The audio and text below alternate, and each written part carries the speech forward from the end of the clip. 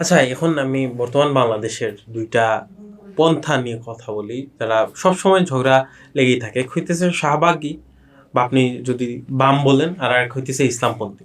বর্তমানে এই যে নতুন ইস্যু নিয়েও ঝগড়া, এই ব্যাপারটা আপনি কিভাবে, এই যে মানে একটা ইনহেরিটেড শত্রুতা বা একটা রাইভালরি আছে, এই ব্যাপারটা আপনি কিভাবে বিশ্লেষণ করেন? এটা তো থাকবেই, কারণ বাংলাদেশের মুসলমানরা তো এখানে যেটা বলছি সংখ্যায় মেজরিটি, কালচারালি ফিলোসফিক্যালি মাইনরিটি। এখানে এখনও শাহবাগী ধারা বা ধরেন প্রক্রিয়া প্রবণতা, এটাই তো মূল ধারা।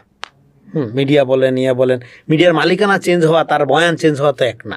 মিডিয়ার নিজের যে সংস্কৃতি, আর সে যে সংস্কৃতি প্রচার করে জনগণের জন্য, তার মধ্যে আপনি দেখবেন যে সে যদি ক্ষমতায় পরিবর্তনের সাথে সাথে তার পজিশন চেঞ্জও করে, কিন্তু তার নিজের সংস্কৃতিটা আওয়ামী সংস্কৃতি, শাহবাগী সংস্কৃতি। এই জিনিসটা তো বুঝতে হবে। ফলে এইখানে ইসলামী ধারার থেকে আমাদের যেটা করতে পারতে হবে সেটা হলো আমাদের একটা ফিলোসফিক্যাল আন্ডারস্ট্যান্ডিং এমনভাবে ডেভেলপ করতে হবে যাতে এখান থেকে একটা যেটাকে আমরা বলি যে ভ্যালু প্লুরালিজম যেটা বলি, সেটা যেন ডেরাইভ করে। আমরা যেন অন্যের হককে নষ্ট না করি শাহবাগীদের মতো। সেরকম একটা ধারা আমাদের ডেভেলপ করতে হবে।